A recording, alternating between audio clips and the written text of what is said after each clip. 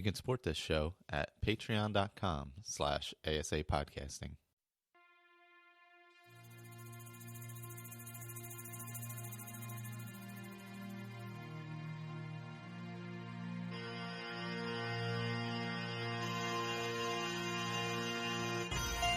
Welcome to a Skyrim Addict podcast, where I will discuss my adventures and misadventures through Skyrim.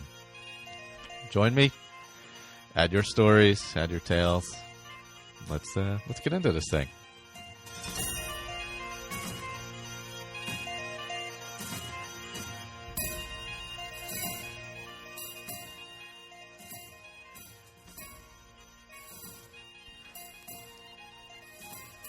Hello, everyone. So this is going to be a couple lost episodes. We had time at the end of the month here left on the feed, so I wanted to get these out. I'm not going to have time to edit the roundtable prior to the month ending. So here are a bunch of the episodes that were lost when our feed went down about a year ago.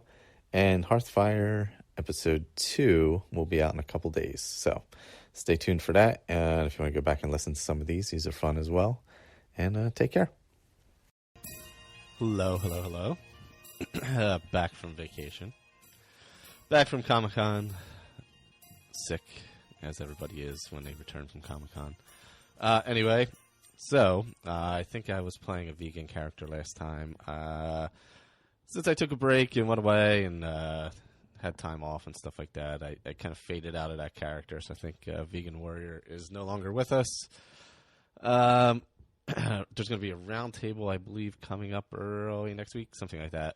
They recorded it already. I haven't played that character yet. I think I'm going to wait until the next set of roundtable things and catch all up at once to do that. So that's kind of where I'm sitting with Skyrim. I think I'm going to take a Skyrim break and go and do a few episodes of Oblivion. I started a character, not my character that I had played a few months ago, but start a new character. I kind of started getting through the prison already. So, but today we're going to talk about Dragon Shouts. So I got an email from. Apologize. Let me pull up my email quickly. Got an email from Casey from Milwaukee. He had a question about the shouts. I think he had just started playing Skyrim in December, he said. So he hasn't heard much mention of the shouts on the podcast, and I think it has been a while since they've been brought up, and probably not a whole lot. And he was wondering what I thought the most powerful were, and which word walls were particularly well hidden. And he hasn't found many of the walls yet, but he's killed tons of dragons. So just wanted any info that we could give him here. So I got some input from the group as well that I'll have to go back and dig up and read out. And I'm going to go through some of them now because it's been a while. I never really talked about Dragon Shouts. So for type of character, for me, when I'm playing like my ranged or whoops, my mic just turned around sideways. That's not good.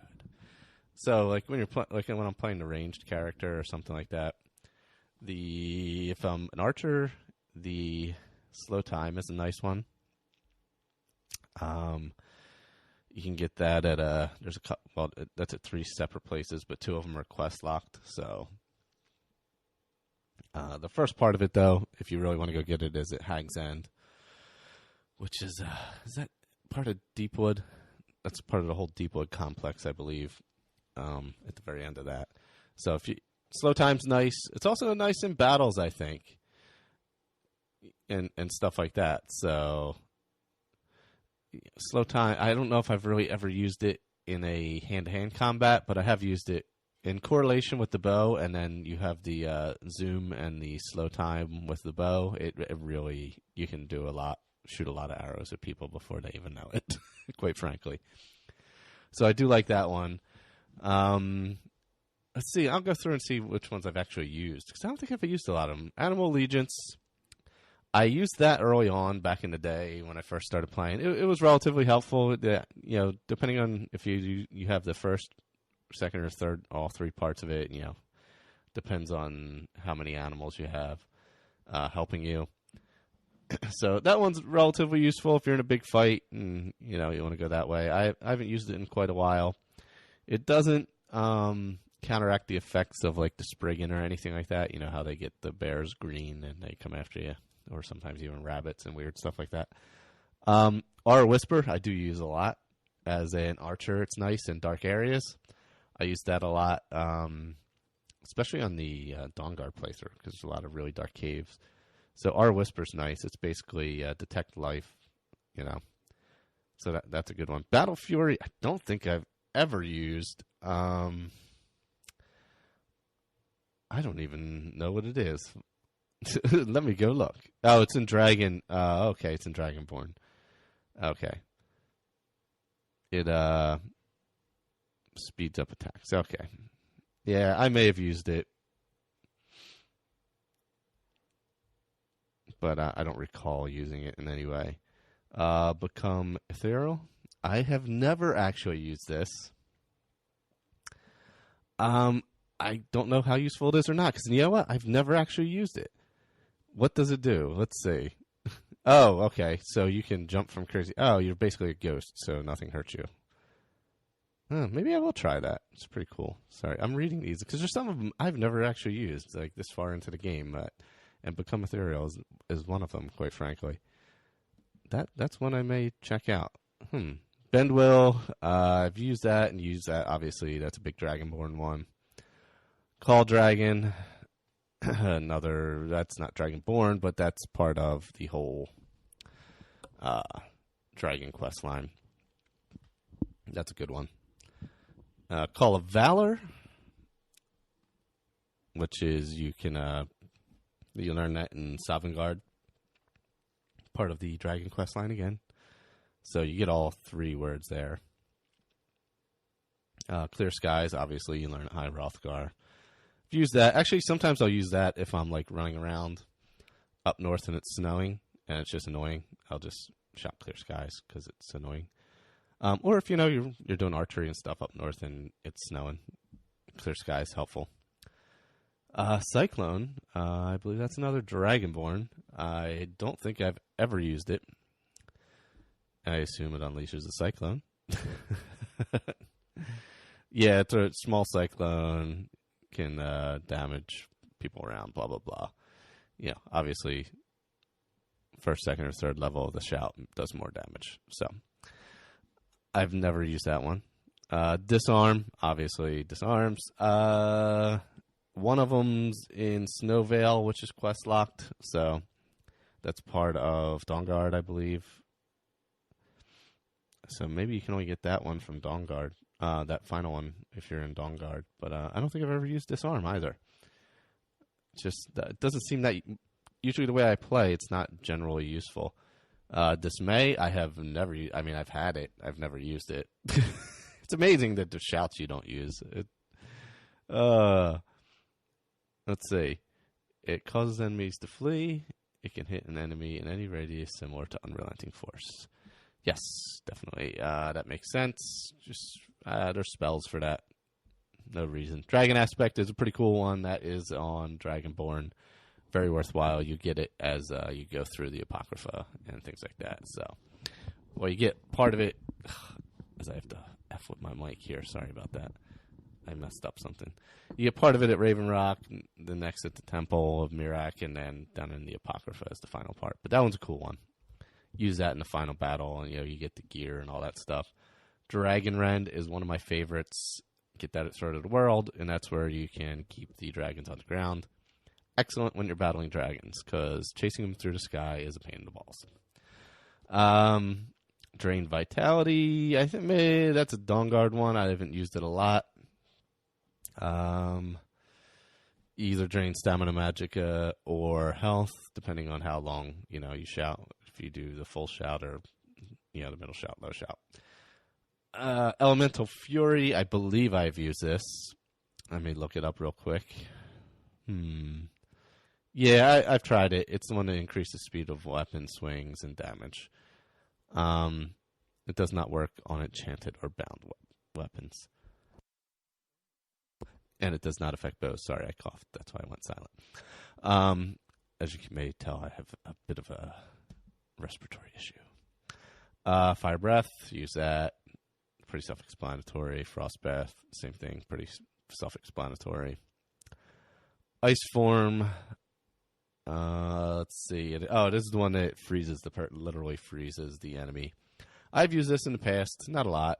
These I don't find all that useful for the way I play, but different play styles they may be useful. Kind's Peace, I believe I have used that in the past to calm animals. They don't flight or flee. They just, it's basically like a calm spell. And you see they'll glow as they're, affected by the shout. So it's not a bad one, depending on how, if you're in say you're getting one of those areas where like 2 bears and a saber cat are attacking you, it's not a bad one to use. Marked for Death, I believe it's like sucks some of the life, drains the health away from the enemy and the armor. Sure, I used it at some point, but again, I don't find these, like, the shouts are cool and all, but there's only a few that I really find semi useful. Like Slow Time, obviously, that's where I'm at now. That one's good. Soul Tear. This one you learn from Dunavir, and he teaches you each time you summon him. And basically, it casts a soul trap and drains health for 300 points at its apex, at its strongest point. So, that one's not bad. I have used that in the past. I don't think I've used it to its full extent. I might have to play around with that one some more. But Soul Tear is not a bad one, but you don't get that unless you're in Dawn Guard going through that. Storm Call I have used. Very helpful in when you're going to Skyhaven Temple, that Forsworn area you got to go through before you go up there. Used it there. It was pretty cool. You just shout and then the lightning strikes come down and start killing people, and you don't have to do anything. So it's pretty nice. I endorse Stormcall. Stormcall is pretty useful, but it takes a long time to reset. It takes 600 seconds to from the strongest Stormcall shout to regenerate. But I don't know, what do you call that? It's not Magicka, whatever. Your ability to shout. Summon Durnavir, obviously Dawn Guard. I've used that a bunch. I like bringing him along. He helps out, especially in Forsworn areas. Another time I use that. Oh, Throw Voice I do like quite a bit. You learn all 3 words at sheer point. If you're an archer or sneaking or something like that, it is excellent for not only for getting people to move to different areas, but getting them out of their hiding spots to come look so you can get them. So Throw Voice I do like quite a bit, especially, depending on the style you play. Unrelenting Force, always great in close combat and shouting people off mountains. And Whirlwind Sprint, helpful at times. I think I probably used Unrelenting Force the most, or R Whisper. Whirlwind Sprint used in areas where you have to use it, but Throw Voice is also a good one for those kind of things. That's kind of basically how I use the shouts. I got a little feedback from Victor on it, so we're gonna take a listen to that right now. Just hold on a second, let me pull it up. Hello everyone, this is Victor from the Facebook group. Michael has asked for some input on shouts to do a shout-related podcast for a Skyrim Addict, and I thought I'd contribute a little bit. I must say that I don't use shouts very often, and I don't think I'm alone in that. I trust that Bethesda did a lot of thinking about shouts, but it seems to me that they're kind of underdeveloped considering they're such a large part of the game. And by that I mean that they don't evolve in the game like so many other things do. You can't really make your shouts better. You can make them last a little bit less time in the vanilla game using an amulet or whatever, but essentially they are what they are. You can't shorten up their reload times or anything like that. It just seems a little bit underdone. I think most people, of course, use the Unrelenting Force shout since it's the first one you really fully get, and it's really the most powerful of the shouts. everybody also uses Clear Skies because they have to, and Whirlwind Sprint in a couple of places, and certainly the other most useful shout is Dragon Rend, and you get that later in the game, of course. So I have used all of those, and I've also used Become Ethereal, I've used the Fire Breath, I have used Oral Whisper, I've tried Marked for Death, as I've seen others do in a few playthroughs I've watched, but frankly, I just don't see the point of it, and it's, just run up to them and kill them, don't mark them, I say. I do like the shouts. I like the idea, and since I play on a PC now, and I have a lot of mods enabled, the mod I use that affects shouts the most is Skyrim, in which there is an extra branch in the speech table, or tree, that actually allows you to develop your shouts. It allows you to make them more powerful and to make the recycle times shorter, which really makes sense because some of these recycle times are utterly ridiculous. The fact that you can't use another shout while the first one is recycling, perhaps that's just an engine limitation, but it seems ridiculous to me. And to have to wait as long as you do for some of these shouts to recycle, especially if you're like a level 60 or 70 player, is just silly. And why is it that some random undead Draugr Deathlord can shout better than the bloody Dragonborn? I mean, come on. So to kind of wrap it all up, I have to also say that I have played a number of playthroughs in which I don't play the Dragonborn at all. So I've become used to fighting without the benefit of shouts. And so when I go back to play a Dragonborn character, like for instance for the Round Table, I haven't used a shout with Slythe Aaron except when I absolutely had to push forward the game a single time in that playthrough, and I'm up to level 42 or something like that. And I think that's too bad. And now these are certainly my own prejudices. I'm not trying to discourage anybody from using shouts. In fact, I'm sure there are a lot of people out there who use them quite efficiently and effectively. And I hope at least one or two of them will contribute to this podcast as well, so that I can hear others' opinions on the subject. So, as always, thank you, Michael, for allowing us to do these things and add these little recordings to your podcast. It's really a wonderful community, and I'm enjoying the heck out of it. So thanks again, and everybody, happy Skyrimming. Thank you, Victor. And actually, him and I are pretty much on the same page. It is a little. They are a bit disappointing when you get fully into the shouts, because when your character gets to a much higher level, you very rarely would use them in any way. So if you're playing one character for an extended period of time, they become like less and less useful, really. But yeah, so I'm kind of on board with that. There's only a few that I really use, like I said, going through them. It would be awesome if they changed in some way or developed in some way. And the problem with the Dragonborn one, which is a pretty cool one, where you get like the dragon aspect and all that, is you get it so late.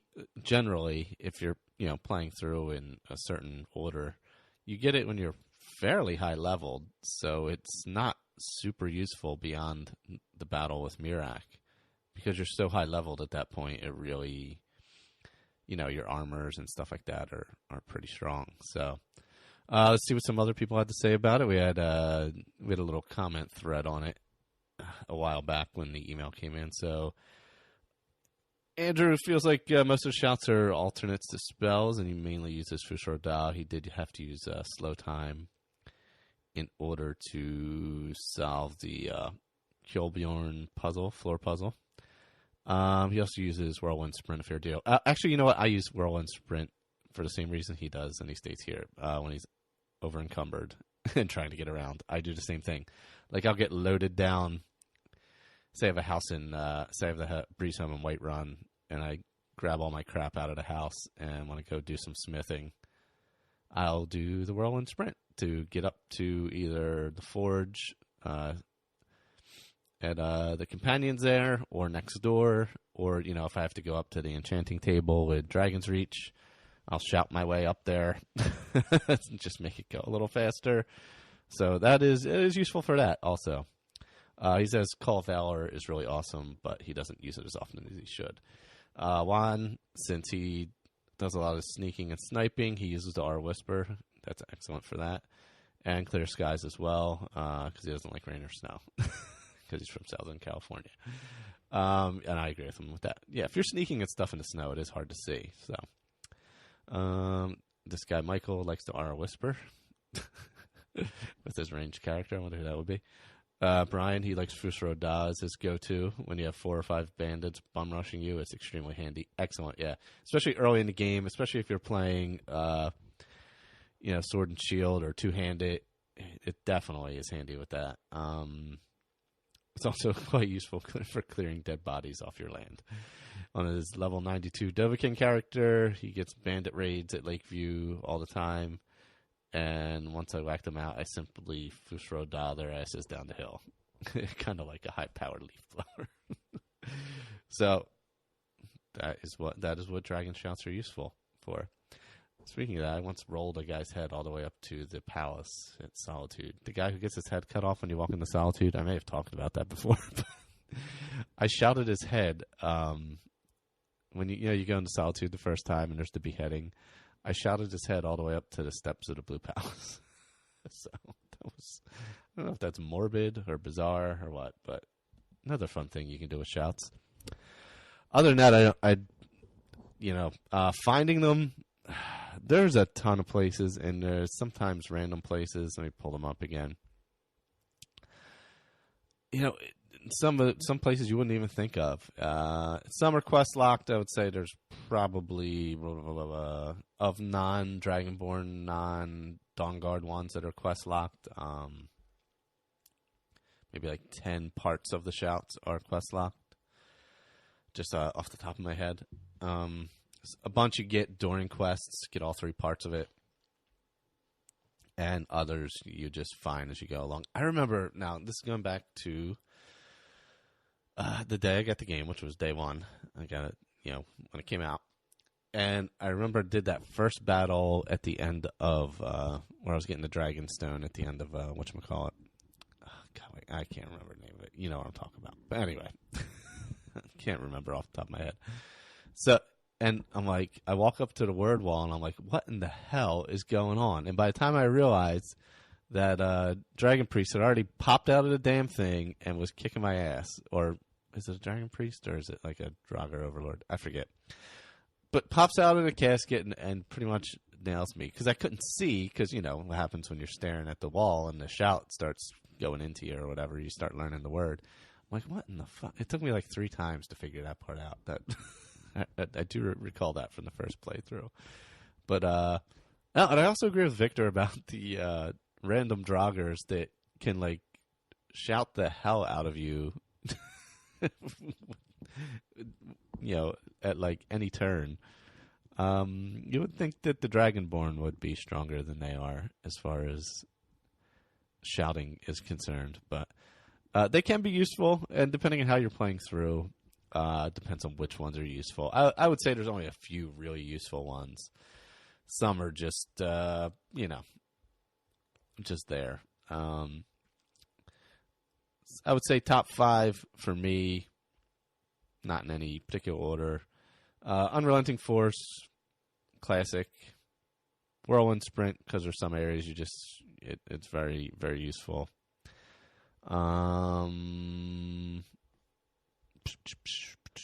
Let's see. We'll go Dragon Rend, of course. One of my favorites.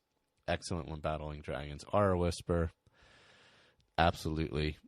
And I don't even know if there's a 5th. Slow Time. I'll go Slow Time for the 5th. Those are my top 5. If anybody else has a top 5, I'd like to send it in. Feel free. Or has a differing view on the shouts, feel free. I think the consensus from most of us in the group and such was that they're not super useful except for a few of them in certain aspects and for certain types of characters. So I think that was the general sentiment. But yeah, you know what I think I would put as my number 1 if I'm playing the Dragon Quest line and I'm playing a character who's heavily involved with that. I I would put Dragon Rend at number 1 when you eventually get that. That's, to me, I found it super useful because even later on when you can kill dragons pretty quickly, it's just nice to get it over with really quickly and not have them freaking flying around forever. So that's where I'm sitting on that. So up next for me will be a little Oblivion work. Be getting some Oblivion in. Today in a little bit, I should be recording a Skyrim Addict Academy with Ben. So that'll be coming out too. Hopefully maybe next weekend I'll have the first Oblivion one out. So I'll be doing at least a few weeks or a few episodes of Oblivion. I'd like to play pretty far into that because I haven't played it in a long time. And I need a little Skyrim break. I've been playing a little Minecraft, but I think I'm kind of done with that. I enjoyed it for a bit, but I'm kind of burned. I played it because I was traveling, so I had it on the iPad. And then I played it a little bit when I got home on the 360, but didn't capture me as much as I thought it would. But anyway, this is not the Minecraft Addicts Academy, so, or whatever this is called. Anyway, if you would like to contact the show, it's skyrimaddictpodcast@gmail.com. You can join the Facebook group, facebook.com/groups, /Skyrim Addict Podcast. You got to look it up. I'm not sure. The show is on Stitcher as well as your favorite podcatcher. /iTunes the Apple Podcast app, which I don't know if it's any good anymore or now. I know it was bad in the beginning. I use Downcast. Also, check out. I'm a little rusty. It's been a couple weeks. Check out Claire's artwork. She does the artwork for the show at etsy.com/MayaFirePrints, MayaFireprints. And she does a bunch of, if you like her Facebook page, she also does giveaways and stuff of some of her art. So if you go to Facebook and type in Maya Fire Prints, you will see her page. You can like it and check out the stuff there. Also, check out God, man, my throat is killing me the past week. By the way, coming back to the East Coast killed me. I don't know if I got super allergies or what the hell happened. Check out the Metal Shark Studio page, metalsharkstudio.blogspot.com. The shows are over there. I was bouncing around some ideas with Blake during the week, see what's happening there. Check out, there's Earwash over there, max level. I forget the latest Earwash didn't feature anybody else, but I enjoyed it quite a bit. Also, I think that's all I got. Leave a review on iTunes if you got time. It's appreciated. And until next time. Well, hello there. Nice to hear from you again. So, yes, I'll be talking about Oblivion this time. As a fantastically re-edited opening probably told you. I work hard on that. But I want to get to an email first, and then I'll get into what I've been doing in good old Oblivion. Been playing a good amount of it. Once school starts, I'll probably get like an hour a day to play in the afternoon, which will be amazing. That's still 2 more weeks around here, so still got a little bit of time to go. So anyway, I got an email from Craig. He just found the podcast and started playing Skyrim again. His first time around was kind of all over the place and didn't really finish anything but the companion quest. So he started a new game, and he's playing Redguard with long dreads. Cool. He dual wields mostly axes, and most of his points go into one-handed, heavy armor, and enchanting.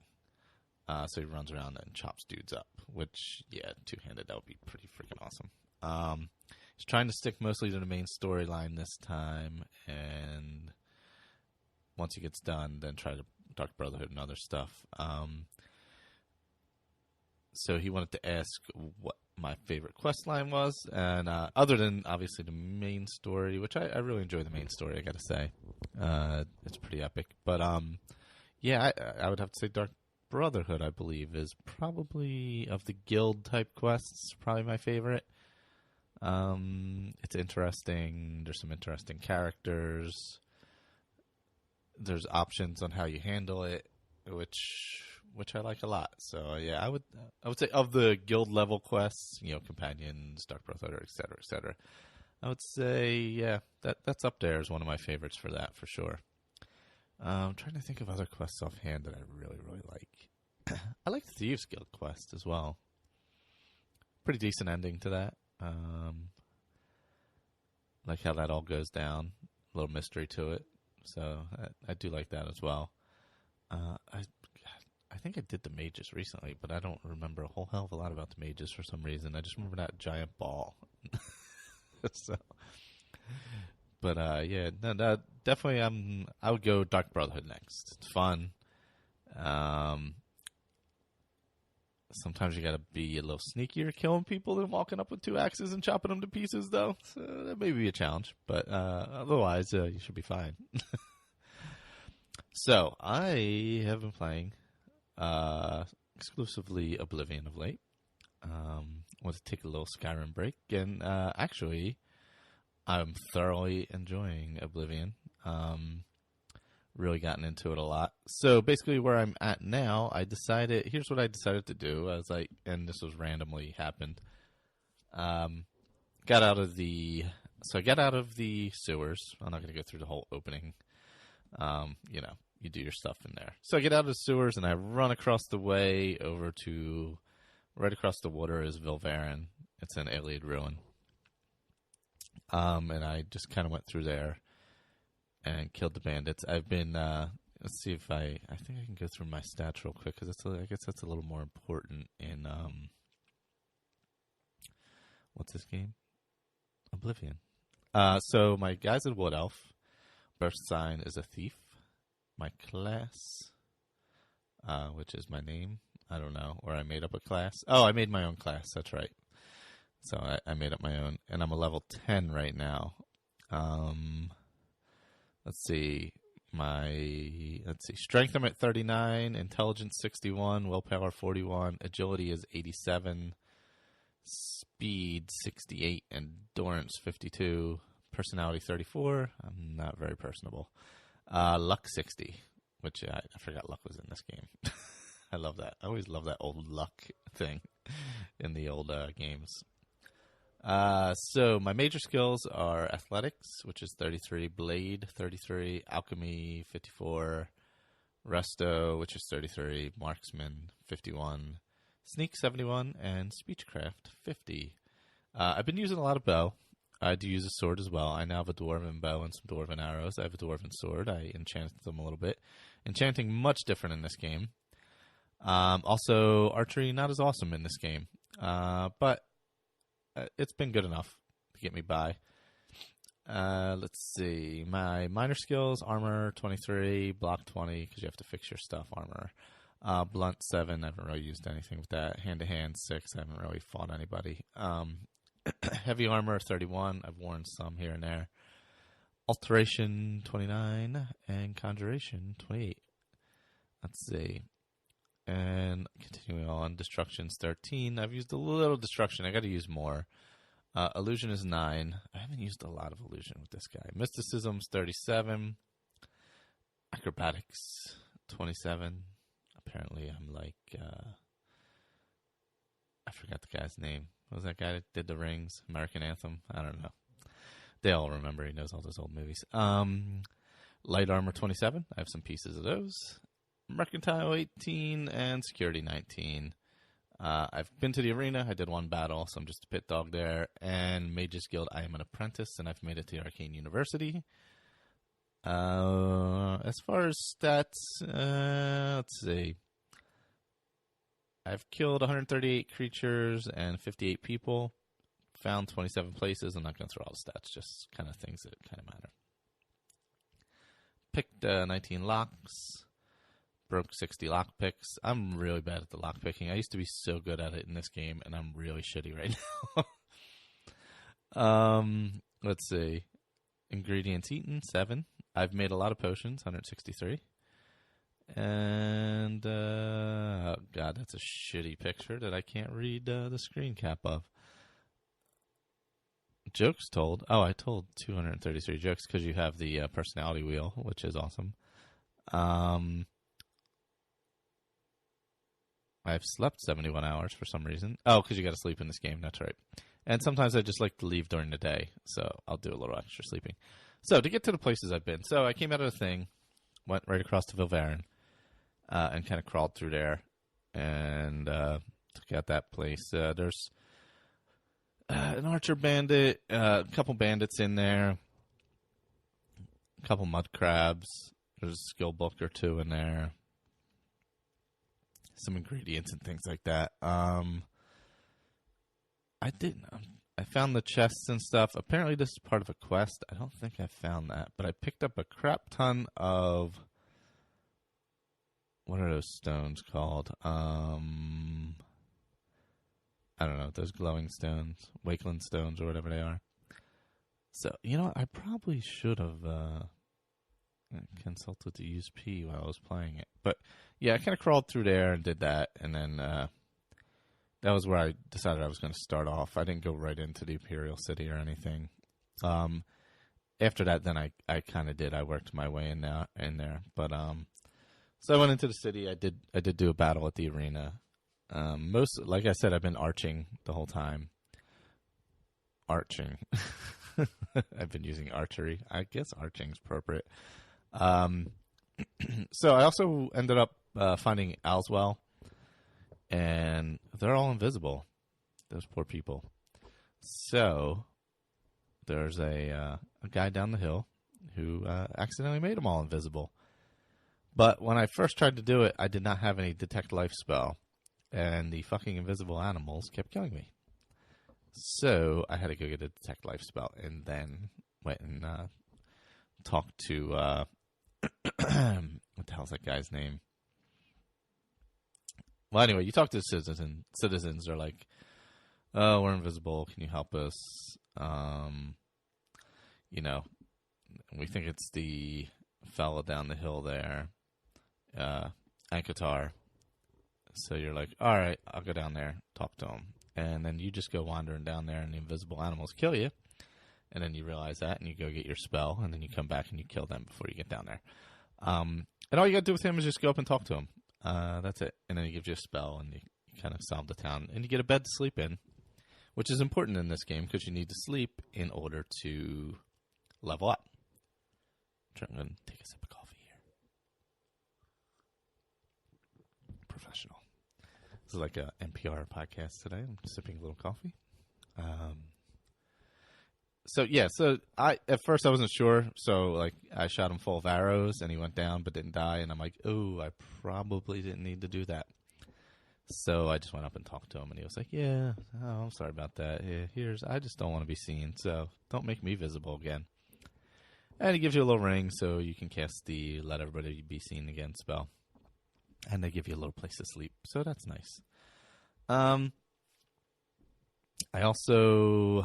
kind of wandered around, did some different things before I started off figuring out what I was going to do character-wise. I ended up at another Allied ruin Vindicel. But this one I got to the end and was a really, really tough bandit at the end that I couldn't beat. So I got to go back there. I was not anywhere near strong enough to take care of that person. So I'm going to have to go back there. So after that, I kind of I got to one of the other towns. I forget which town I went to first. Might have been Bruma or something. Oh, I did. So early on, you get the amulet you got to give to Joffrey. So I did go and do that part of the main quest. But they were like, oh, you got to head to Kvatch, and I'm like, I'm not really ready to do Kvatch yet. That's a lot of commitment. I don't know. I don't want to make that commitment yet. So I decided to wander off and go to all the Mages Guilds, and I fast traveled to each town and did the Mages Guild quest in order to get into the Arcane University in the city there. So cities are dangerous places. Got to avoid those at all costs. But So I kind of went around and did that. Bravo Mages Guild. There was somebody who stole staff. You had to go get it. I think. Oh, while I was at Bravo, I ended up doing the one where the guy goes missing and you find out people are hunting people in a fort. So I did that quest. I'd done that previously, just recently, but that's a cool one. It was a bit of a battle at the end. Like I said, the bow in Oblivion is nowhere near what happens in Skyrim. It's not as powerful in any way. It's not as easy to use. You cannot. What? How do I put? I can't even think of the word. Once you draw it back, it's shooting the arrow. It doesn't matter what you do. So, and you go through fucking arrows like mad in this game. I went through so many. But anyway, I used the bow a lot in Caught and Hunt and with the Detect Life spell.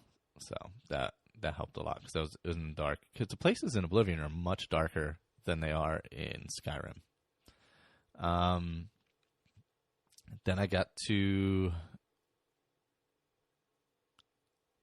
What the heck? Oh, Bravo again. Yeah, okay. So I was at Bravo. And also there was another quest, Nightmare Darkly, which is a cool puzzle quest in town. Where a guy's trapped in his dreams. Which, I really dug that one. I played that, I think, on my last playthrough as well. But I like it because it's a fun quest. It's a puzzle quest. There's a little battle in it in the beginning. You do have to battle in the beginning, but it's not super difficult when you think about it. But yeah, I really like it. I wish there was more puzzle quests in Skyrim like this. So then I did let's see, I got them all, but I did Coral also. Coral was a cool one. It was Fingers of the Mountain, and you have a choice on who you give like this book to and all that. So I shunned Arana and just gave the book to Tikas at the guild and got my recommendation. Skingrad, I had to go find Arathor at some caves, which I did. He was stuck in there with some zombies. And the Arcane University, I finally get to the Arcane University, and they're like, oh, you got to go get a staff. You go to this cave, blah, blah, blah. I'm like, okay. So I get over there, and then you crawl through the cave, and you come out, and going through it, and it's, let's see, I think there's a couple headless zombies and some other types of zombies, some necromancers. And you're like, something weird going on here. Why would he send me here with necromancers? So I get through the cave, you come out the other side, and you're on this, like, you're on an island. And it's like, whoa. And here comes Mrs. Necromancer. Here comes Mrs. Necromancer up to you. I was like, what are you doing here? We're gonna kill you too, like we did your friends who were supposed to be here making a mage staff. And it's a pretty tough battle because there's 3 of them. So it took me a bit. It took me a couple times, and I figured out just start shooting her before she even gets there. And I was sneaking. My sneak was pretty high at this point. So I was kind of sneaking, hiding by the door still. So I was able to kill her and still maintain enough health where I was able to heal myself, kind of wait around a bit. It was dark. It was really dark. Oh, so dark. And, use my Detect Life. So I was using my Detect Life, and I was able to pick off the other 2 necromancers as they, slowly, one was wandering one way, the other way. So that was pretty cool. It took me a while to figure it out, because at first I was trying to battle him. I was summoning, like, I have a skeleton I was summoning, and that just wasn't going well enough. Just not strong enough to do it yet. But I was able to pick her off with the bow. I think I had a silver bow and silver arrows at that point, and I was able to take her out and then work on the other 2 and get the mage staff and get back to the college and I decided to go with a paralyzed staff because I thought that would fit me well, because I could paralyze people, because that's pretty cool.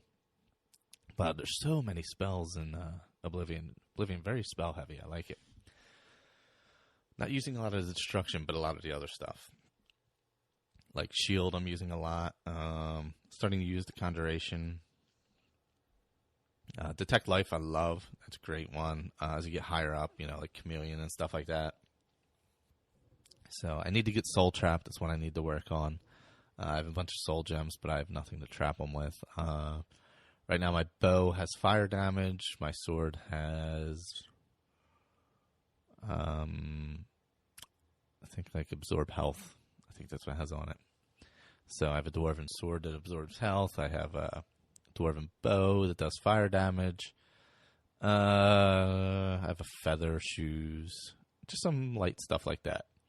And the potions I have, I'm about to embark. I'm going to continue on with the mages stuff. And I think I've come across the Thieves Guild. So I'm going to head over to the waterfront there and wait in the garden and kind of try and start getting into that story as well. I stumbled upon Thorinir because I was using his stump to hide stuff in, because it's a safe container, and where he meets up with the guy behind Rinvald Staffs, or I think it's something like that. The staff store in the market in Imperial City. So he's meeting with the guy in the garden there, and I was just going there to like leave stuff in the stump so I could go do something else. And I got sucked into that quest accidentally, so I'm going to go back to that later. I'd done that the last time I'd done the game, so I'm going to take a break from that and do some other stuff. And I'll probably be avoiding the main quest for a while, because last time, man, I remember how it takes so long to get through those Oblivion Gates. Jesus. Oof. Crazy town. So I'll probably be avoiding the main quest for a while and just doing some mages stuff. I'm definitely going to get into the Thieves. Maybe I'll start getting into the Fighters Guild after I get further along. But I have the open very easy lock and open easy lock spells, which is nice. I don't have to mess with anything. Other than that, that's kind of how I'm playing it right now. If anybody has any feedback, obviously, on Oblivion or Skyrim, feel free to send it in for the next show. As we get into September, should be a little more regular. Summer's a little tough. Once the little one's back in school, things will be a little simpler. And I'll have a little more playtime and stuff like that. And I hope to get back into the round table when they redraw. I fell so far behind with vacation and stuff, unfortunately. But it's awesome that those guys are keeping it going. I wish I could be part of that this time. So hopefully next time I'll be able to hop into that. Summer's just a killer for me. But let's see, what else is there? I'm trying to think about anything else about the game offhand. I'm handling the visuals a little better this time. I figured out it's the camera motion that's the issue. It moves incredibly fast relative to how Skyrim moves, and it's obviously not as smooth. So that's where it creates the issue for me in first person. So I've kind of figured out how to limit that issue, so that's been good. Mud crabs, not that tough in Oblivion, which is awesome. But skeletons, holy shit, I came across these two skeletons in, I forget where I was at. They're in one of the forts, maybe like Fort Ash or something like that. But I'm crawling through there, and man, they are like drawing on me, like shooting arrows like freaking machine guns. I'm like, damn. Because I'm trying to like hide behind a pillar, sneak out, shoot them. Pillar, sneak out, shoot them. And like I'm peeking out, and they're shooting two arrows as I'm peeking out. I'm like, damn, I can't even draw that fast. So that was really tough. I forget exactly what fort it was in, but man, it was a son of a bitch. So that's where I'm sitting. I'm going to be continuing on with some Oblivion, and once the round table does the redraw, I'm going to hop back in there. Obviously, we'll have a academy coming up this week with Ben, which is awesome. He's doing an awesome job with that. Sorry I fucked up the audio, everybody. That was my bad completely. Also, Roundtable will be coming up at some point this week. I know Blake was working on it. There was some issues he was having, so hopefully he's having fun with that. Because we all love editing. So thanks to all those guys for doing that. Amazing. Just everybody who's involved with that, amazing. Also, I don't want to say just guys, men and women who are involved with that. That is just I can't tell you how much I appreciate like everybody that's involved and does stuff like that, or even people who just listen. I mean, it's awesome, and I'm glad it's fun enough to participate. Also, Andrew was on Chatterbox last week, chatterboxpodcast.com, or if you search Chatterbox on iTunes, it's 2 words, chatter, then box. There's a new show on Metal Shark Studios as well, Eric and the Legion. It's like an audio comic book. Pretty cool. Check it out.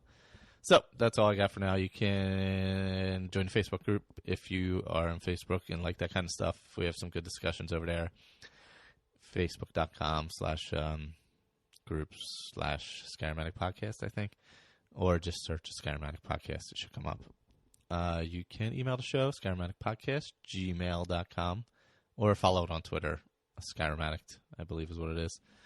And there I usually just post show stuff. Sometimes I'll post while I'm playing random stuff. And other than that, check out... I was on Intro to X. That's what it was. I was on Intro to X yesterday, so if you're an X-Files fan, I did an episode for Small Potatoes. And that was a good time. Some audio issues. Skype was being a bitch, but it was a good time. So, next time, more Oblivion. Probably more Mages Guild. I think that's where I'm going to be focusing. Maybe some Thieves Guild. So if you have any Oblivion stuff, feel free to send it on in. Or, ESO, whatever. Whatever you're playing, send it on in. I'm cool with that. Mods, whatever. As always, it's always welcome. And thanks everybody for listening. Yes, I'm still in Oblivion. I believe last time I was kind of getting into the mages stuff. I hopped out of that and ended up at the Thieves Guild. And I went all the way through the Thieves Guild, so I'm going to talk completely about the Thieves Guild quest this time. And all the run of quests through the Thieves Guild, I should say. So anyway, let me go over my character a bit. My good old... what am I? I figure I'm some kind of elf. I gotta open my photos. Sorry about that. Because I took little screen caps of what. Oh, yes, I'm a Wood Elf. That's right. I'd forgotten. So, I'm Wood Elf, Burst Sign Thief. Let's see. My strength is up to a 67.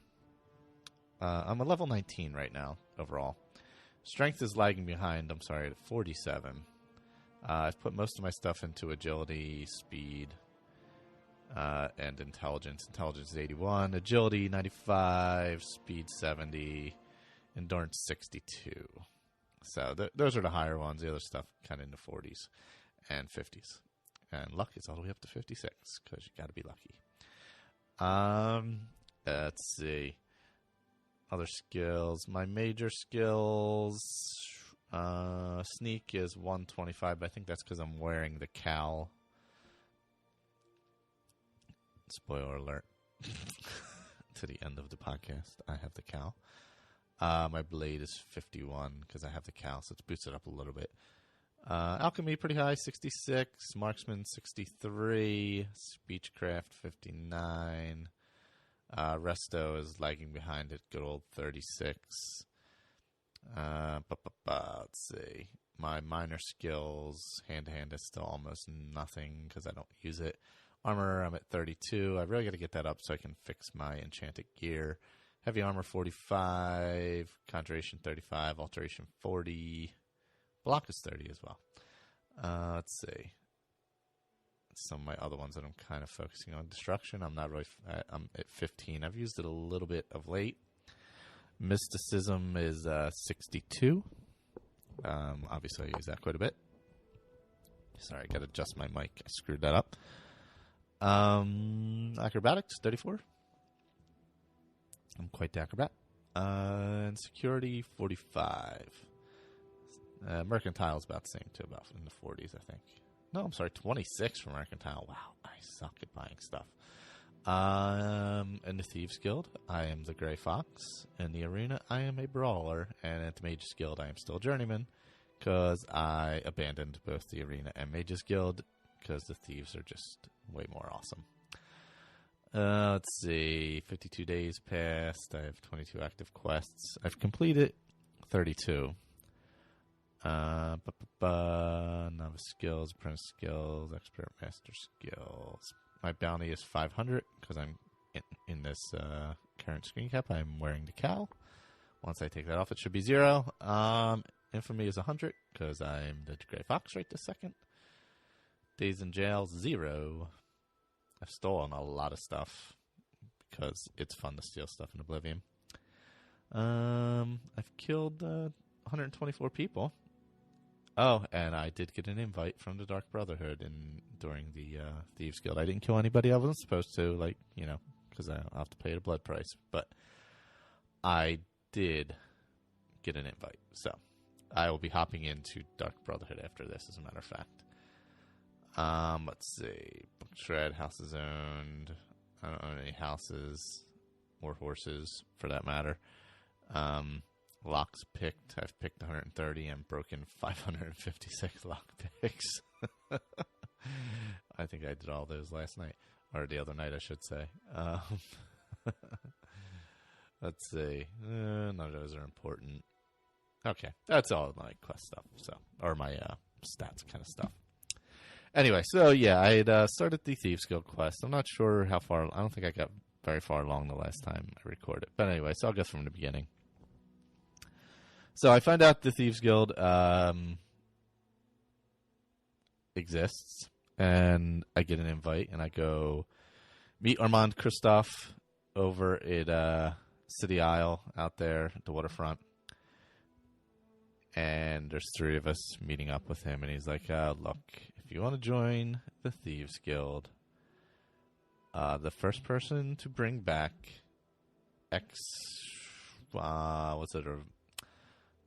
what'd you have to steal? Somebody's journal or something like that. Oh, the diary. Amantius Selectus diary. So you got to steal his diary. There's 3 of you, and you're off to the races. Me, I got there, and I didn't have any lockpicks, so I had to go all the way back and buy some lockpicks. So that really didn't help me. But I don't think you can get there before the person anyway. So you get there. Amuse, I guess is his name's in Argonian, and Mithredel, she's a Bosmer. Those are your 2 competitors.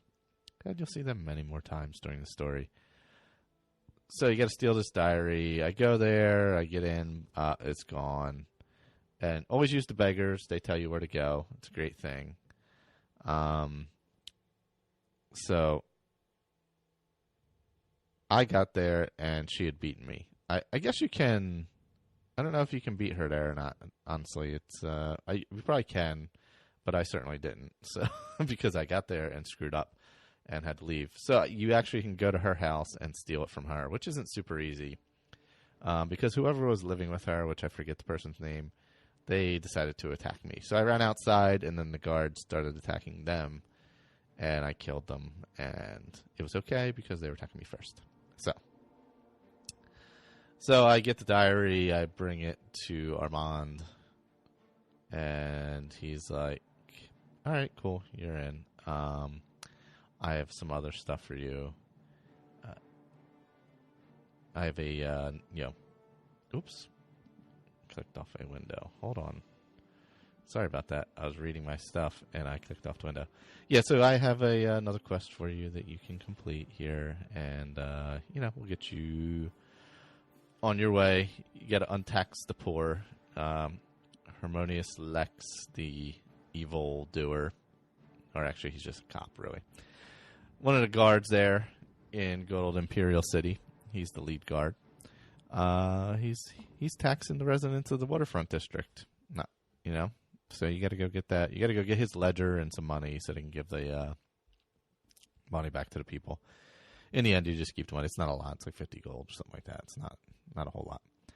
So after you complete that, move on to Scriva, who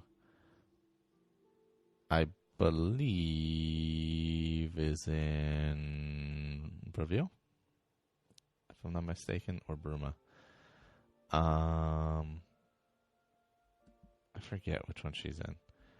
But anyway, you go speak with her, and she gives you a bunch of quests also, so you go through that. And you have to get up to a certain point. You have to fence a certain amount of gold in order to continue on with quests. So, with her, you have to recover a ring that was stolen by a Muse. Then you have to help the waterfront get back to normal because the guards are crawling all over around it. Then Lost Histories, you have to... I forget what that one is. You have to... you have to find the book. That's right.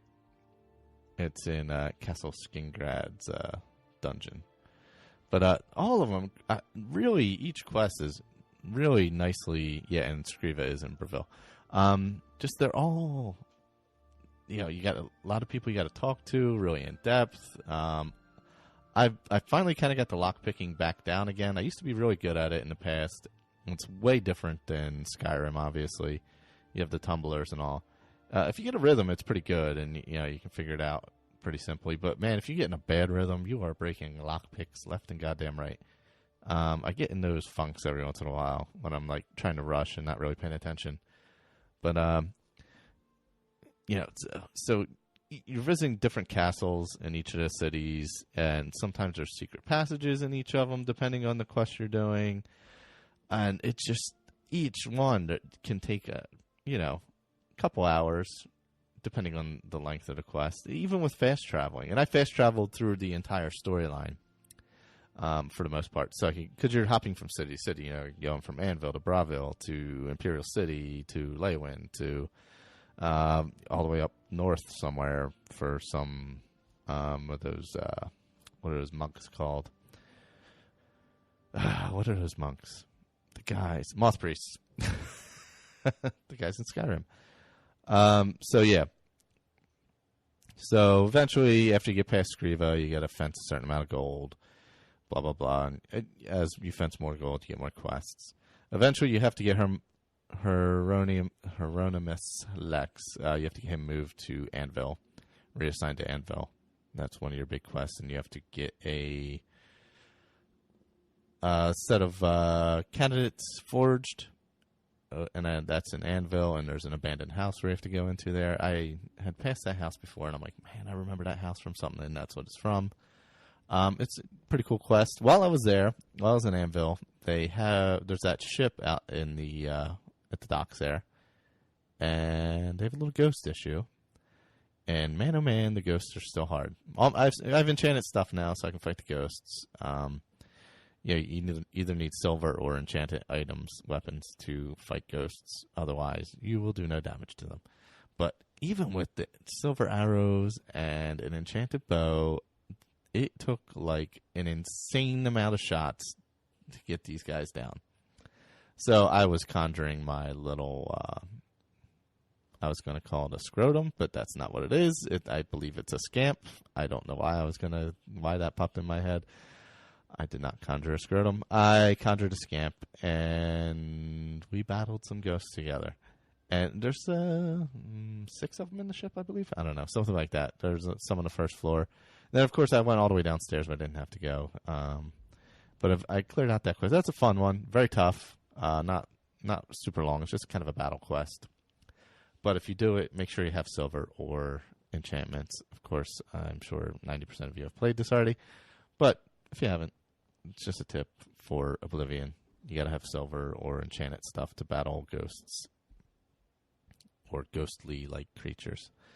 So anyway, I get Hieronymus Lex. He's sent off to Anvil so the Thieves Guild can get back in order. He is none too happy, but you know what? He's got to do his job. He's just got to do it. So you finally get to meet up with the Gray Fox. He's like, all right, come visit. Somebody tells you, all right, Gray Fox wants to come see you. He's got some stuff for you.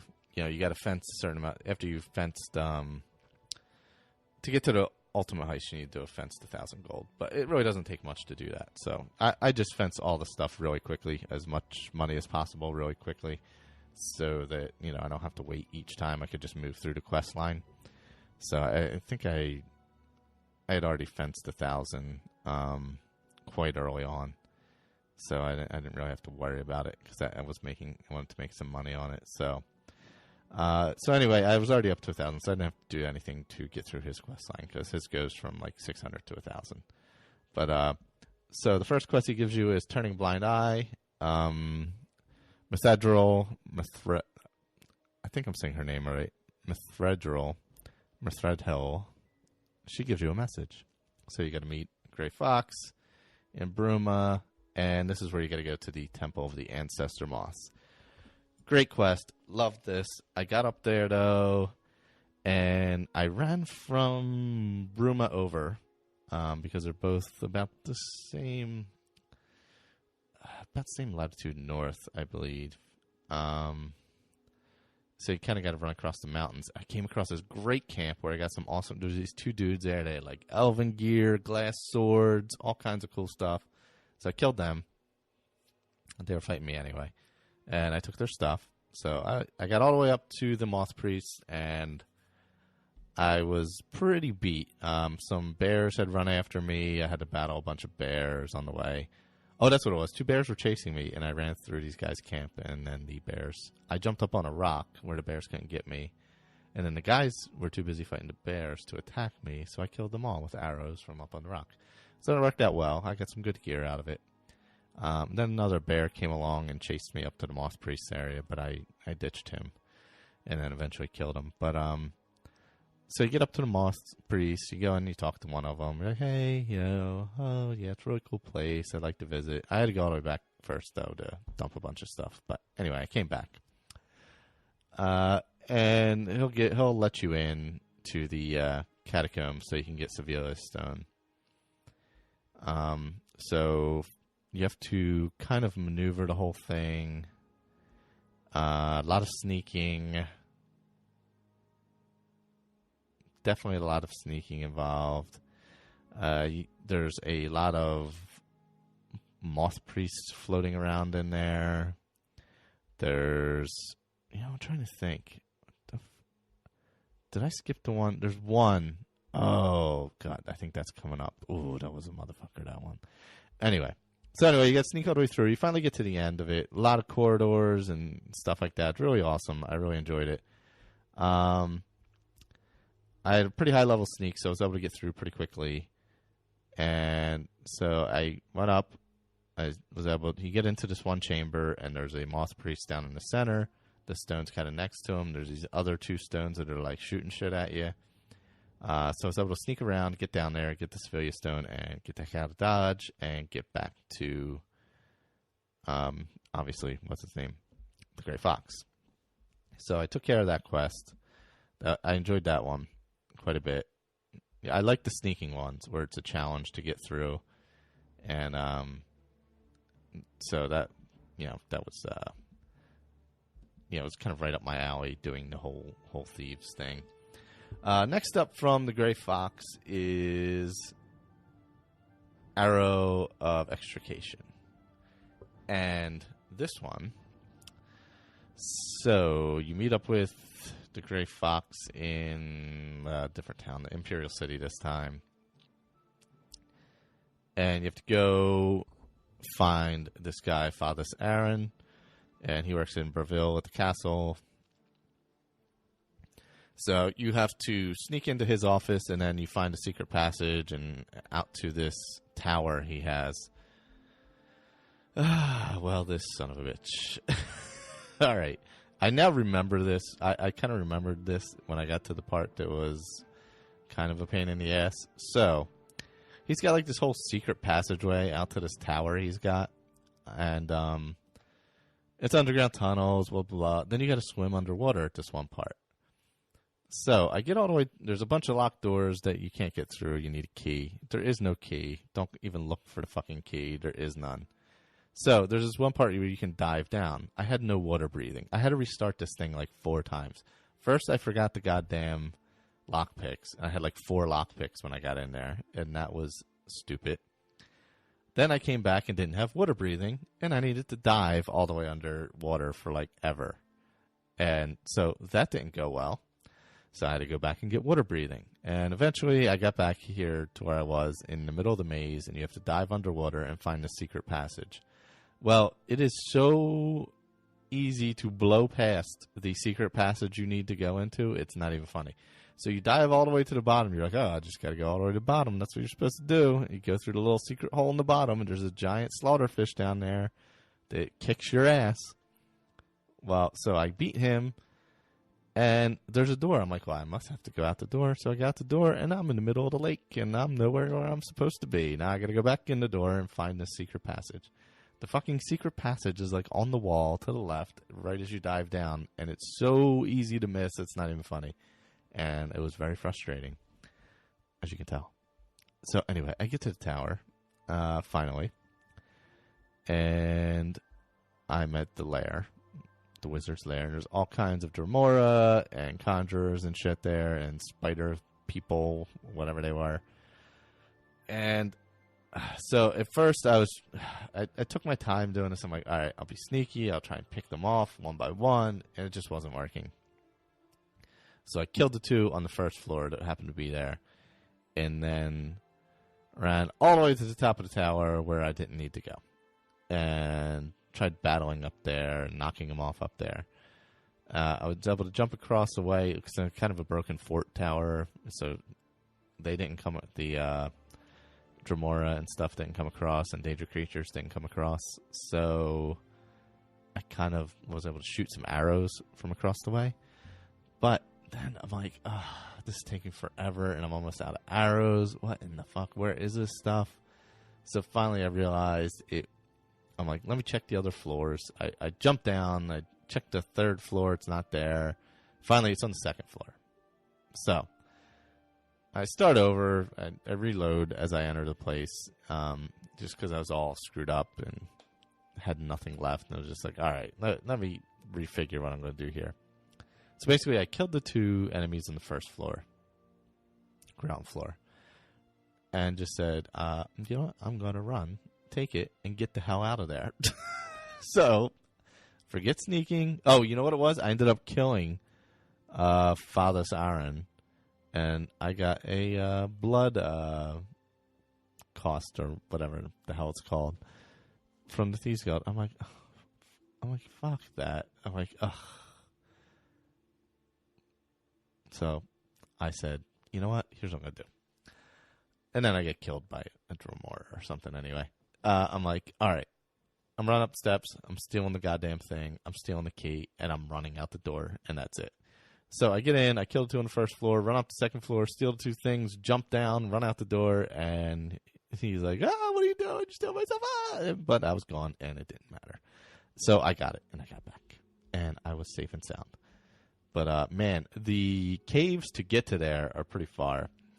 It's pretty good going through the, like, grotto and the, basically the underground chamber to get to there. The underground passage to get there is pretty cool.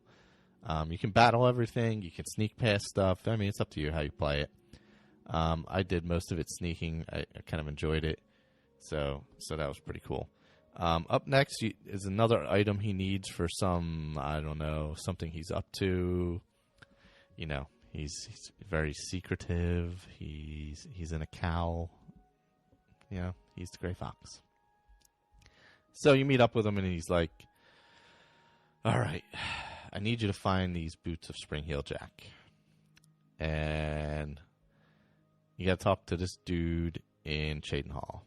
Or you meet the Gray Fox in Cheydinhal, and you got to find this dude who's in, eventually find out he's in a relative of Spring Heel Jack is in the Imperial City. So you can break into his house. I broke into his house and ran upstairs and talked to him. And I didn't get kicked out or anything. And I found out, and he gave me the key to his catacombs under his house. So I was able to sneak back under there. And this one was awesome. I got tons of great gear out of this one. So I go into the catacombs and sneaking through. and there's like 3 chambers down there. So there's a couple wolves, some vampires. So picked a bunch of them off, and I would like kill a couple of them, and I would have too much stuff. I was over encumbered. I had like ebony gear, all kinds of stuff. So I'd run and stick that in the hollowed out stump that I always put it behind under like reindeer staffs, behind the staffs, and the Edgar's discount spells. There's a stump there that's safe storage. So that's my storage. That's my house back there. So every time I would get enough gear where I was overloaded, I'd go back there. And then finally I got to the final chamber where the Spring Heel Jack stuff was. So I go in, I sneak in there. I have a, I don't at this point have that on. So I'm sneaking in there. I pick up a book, I read it, and I find out that Jackman, the dude I took the key from, he is Spring Heel Jack, and he's a vampire, which I should have guessed with all the vampires down there, because how would he not know that there was a bunch of vampires down there? So anyway, he comes and appears and starts attacking your ass after you read the book. And he's wearing, I believe, some chameleon armor. So it took a couple times for me to get that battle down. I'd read the book and then try and prepare for it. I had a nice two-handed sword with some health absorb that I was using. So eventually I was able to figure it out and got a good strategy down. And kind of took him out before he started attacking me. And I started losing track of him. So Gray Fox, he's super happy. He's super happy and says capital. And he's like, all right, you did that for me. Guess what? We're going to do the ultimate heist. How do you like that? How do you like the ultimate heist? And I'm like, sounds good. I'm a thief. Why wouldn't I like the ultimate heist? So, ultimate heist. Amazingly long.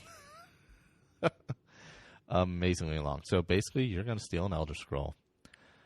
So after you fence 1,000 gold, like I said previously, he'll contact you for a mission.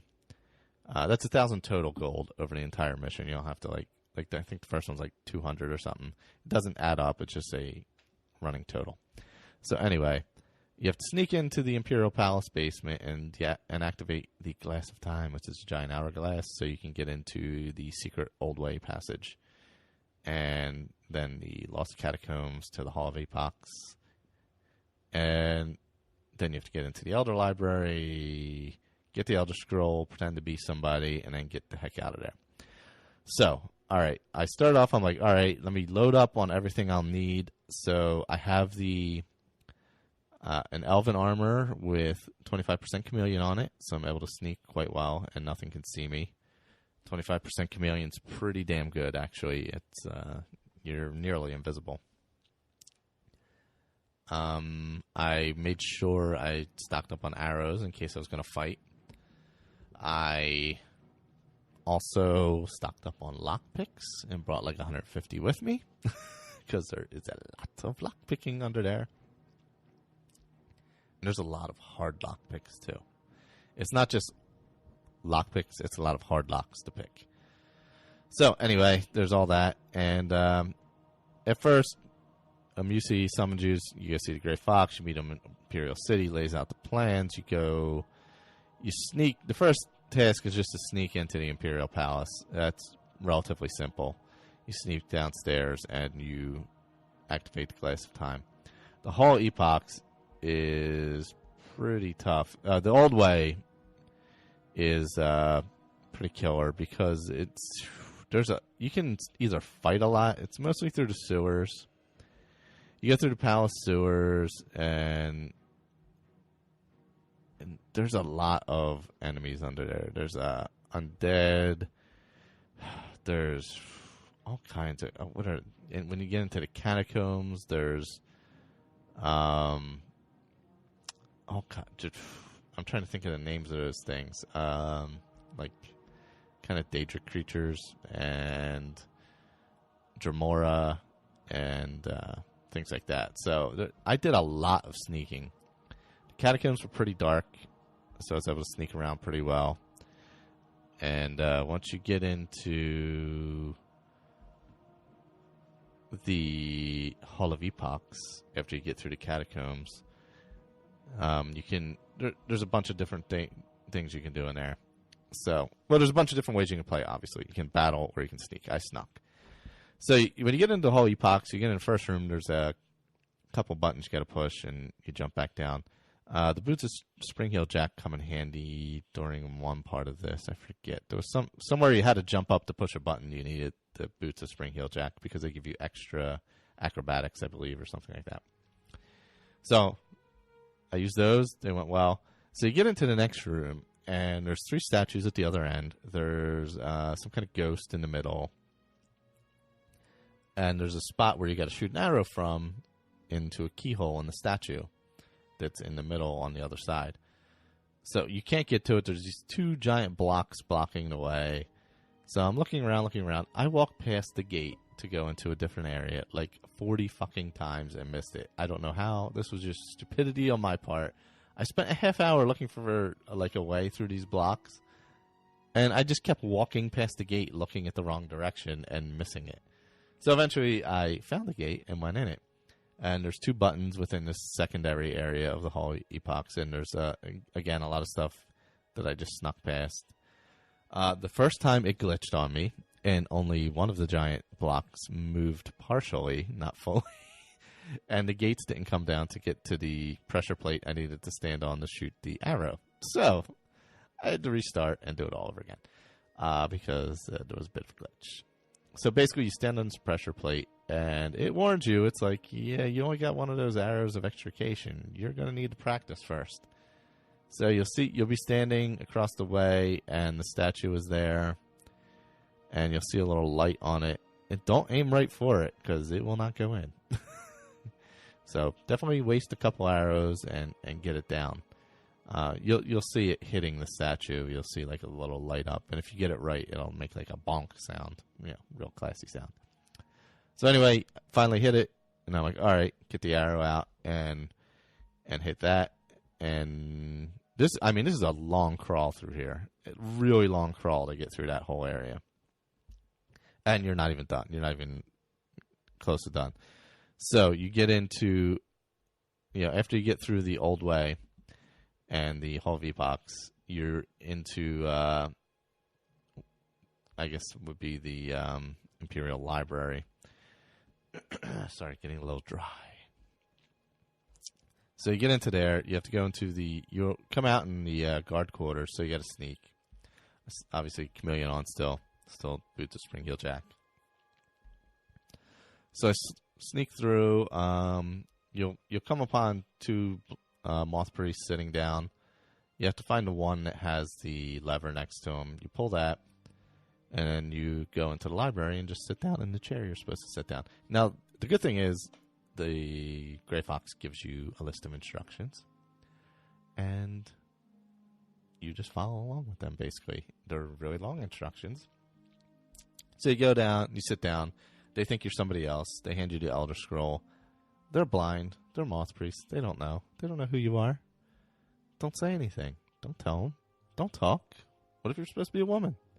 Or, what if you're a man supposed to be, or what if you're a woman is supposed to be a man? Not to spoil anything.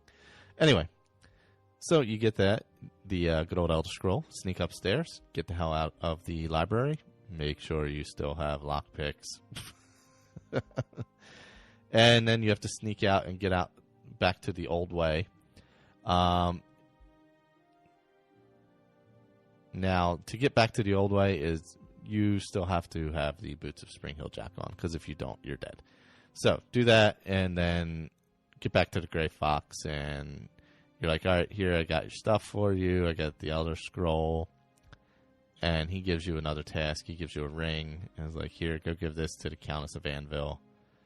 And it's a whole story, and you find out he was Count Umbernox. He was her husband. So he gives up the Gray Fox thing and passes it on to you, and you are now the Gray Fox. So when you wear the mask, you're a criminal. And when you take it off, they don't know who you are. They don't know that you're the Gray Fox. You put it on, they're like, hey, Gray Fox. You take it off right there, and they're like, hey, what's going on? What are you doing here? Put it back on. Gray Fox again. It's pretty awesome. Although there's something wrong for me because I had it on when I came out, when I got to the Imperial City, and I forgot. Because I went back to see, made the guild and all that, see where my quarters are. And, I got the guild quarters now. So I actually have a place to lay my head. And the guards saw me, and I'm like, oh, shit. So I take off the mask, and they still kept chasing me. The one guard kept chasing me all through the houses and other. I'm like, I don't think he's supposed to recognize me anymore. Something's wrong. So a little glitch there. He's still recognizing me. So that's where I kind of left off, actually. I checked out my guild quarters, and I was being chased by a guard. So I thoroughly enjoyed. I want to go over a couple aspects and kind of compare and contrast with Skyrim a bit. First of all, the length of the Thieves Guild quest in Oblivion compared to Skyrim is exponentially longer. Way more in depth. I enjoyed it much, much more. From different points of view, I can see where lockpicking is more frustrating and more fun. It's definitely more frustrating. You break a shit ton of lockpicks if you're not good at it. And I don't know how it is playing on a computer, like mouse and keyboard. It might be a much harder lockpicking. But with the controller, you can kind of get a rhythm. So I don't know how it is mouse and keyboard wise, but I prefer. I think I prefer the Skyrim lockpicking game to Oblivion's, but Oblivion's, I take a sick joy in it. I guess. I don't know. But you also have the alternative of the spells in Oblivion where you can get open easy lock, open average lock, hard lock, all that stuff. So you do have that separate option in Oblivion that you don't have in Skyrim. As far as the quest story itself, I enjoyed it. I like aspects of the Thieves Guild quest in Skyrim for sure. I just wish it was a little deeper into the story, I like the revenge tale. I like, the kind of people coming back from the dead tale kind of thing. And the nightingales and all that. I just found this one much more challenging. And a better variety of missions, I would say. You're stealing things, but there's a lot more that goes into it. It's definitely more of a challenge, and that freaking hidden passageway was a pain in the balls. But overall, I prefer it to Skyrim's. Not all quests do I prefer, but this one I definitely do. For many reasons, length of it, detail of it, the missions. I think being a thief, I enjoy more in Oblivion than I do Skyrim. I think I enjoy the murdering in Skyrim more than I enjoy the thieving in Skyrim, and it's vice versa, I think, in Oblivion. I'm not sure why. But, I'm going to move on to the Dark Brotherhood next. Since I'm a sneaky guy, got my chameleon stuff, I'm going to do some killing. I will not be wearing my Gray Fox cowl while doing that because I don't want to get the Gray Fox in murder trouble. But that's kind of where I'm moving next. I was going to go through the mages, but I enjoy these two, and I really want to do the Dark Brotherhood and compare it to the one in Skyrim. I'm not slighting the quests in Skyrim. I enjoy them. I think the faction or the guild type quests in Skyrim lack a bit, and the depth of this one reminded me of what's missing. Kind of that extra bit of story, the extra detail, the extra length of the quest, the difficulty. They aren't just dungeon crawls. There's a little more to them. So that's just kind of how I felt about those.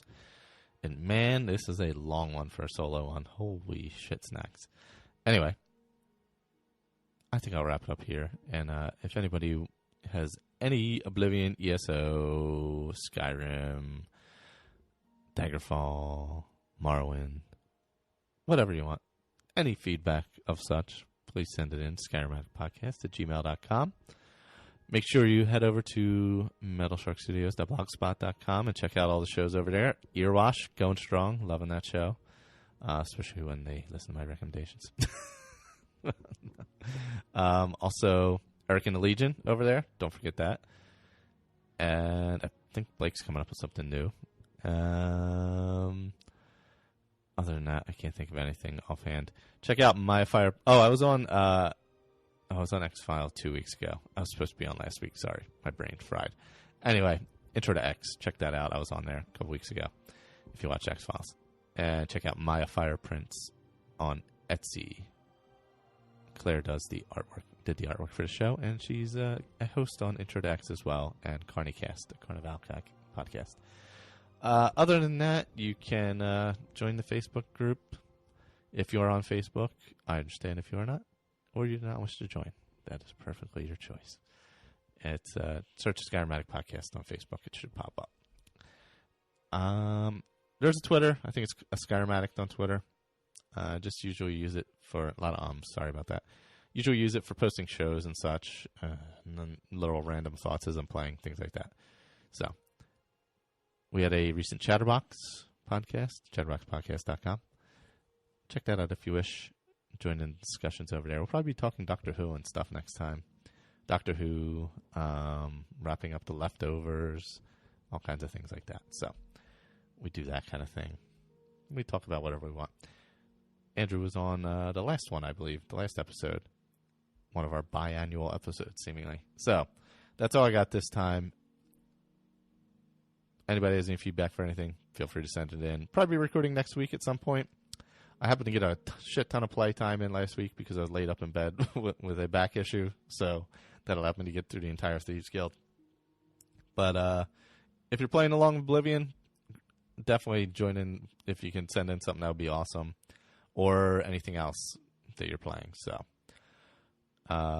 take care, everyone. Goodbye. Hello. What's going on? Right, so I'm still playing Oblivion. Let's see. Finished up Thieves. I was going to start Dark Brotherhood. I went and killed the guy at the Inn of Ill Omen. Say that quickly multiple times. So I went and killed him. But then I didn't progress beyond that. I still have to head over to Chadenall to meet up with the gang and get let into the guild and all that stuff. And instead I went and I finished the arena. Because I was partway into that. So I figured, you know what? Let me hop over to the good old arena. Let me do some of that. I think when I picked up, I was like a brawler or something. So I blew through it pretty quickly with archery and conjuration. I think I'm like a level 22, 23 maybe. Something like that. Maybe 21. I'm not sure. In that range. Anyway, when I went back to the arena, I was probably around a 19 to 20. Maybe I'm like 21. You know, you don't level super fast in this, as we all know. But, yeah, I blew through it pretty quickly, other than the battles, the three-person battles. When you get to the gladiator level, you have the 3 Argonians you got to battle.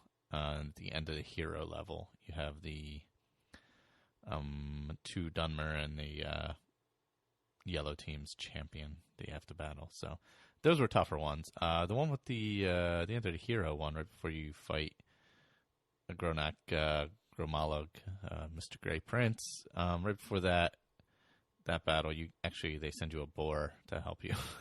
They give you a little piggy to help you. But, yeah, so I kind of went through that. Most of the time, I was able to... What I would do is I would conjure my scamp, squat down, shoot some arrows as the person started coming across, and my scamp would finish them off, and I would never even get hit. That pretty much happened a lot. There's a few times it didn't. The triple battles were the toughest. I enjoyed those. The threesomes, they were hard to handle. But I ended up getting through those as well. It took a few times, especially with the final one with the Dunmer and the yellow team champion. That was pretty tough. The final one, for those who haven't played it, it's pretty. If you've done the Grey Prince story arc or the quest line, that final match is pretty shitty. He just stands there and wants to die and doesn't do anything.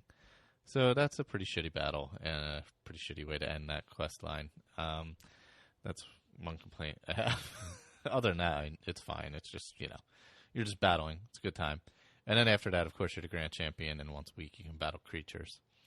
And you can select up to 3, and you get paid based on that amount. So, anyway, I'm going to hop back into the Dark Brotherhood after that. Also, I'll probably be starting up a Dead is Dead character in Skyrim. Ben had posted about that a few weeks ago on the Facebook group. And I know Victor had been playing a character about that. So, Victor, if you want to send in any feedback about that, it would be great. So I think I may do that next. I'm playing some Oblivion some more for a while, though. I'm enjoying myself. And I want to get into the Dark Brotherhood. I want to kind of familiarize myself with all the quests, and so I can compare and contrast better with Skyrim. Just I think it'll be a better idea. I'm actually considering getting an Xbox so I can play Morrowind. I believe it's on Xbox, the regular Xbox, because I don't have one anymore. So I may be doing that. I'm not sure. We shall see.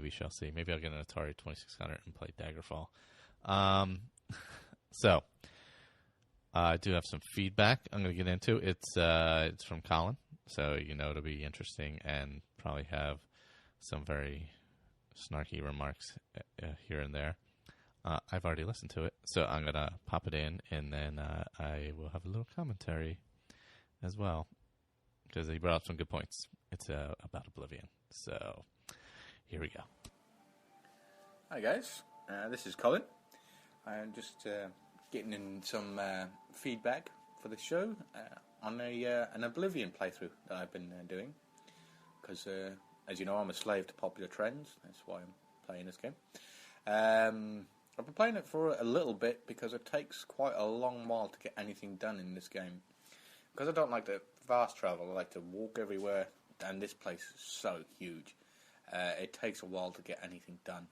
But the only problem is that the roads are empty.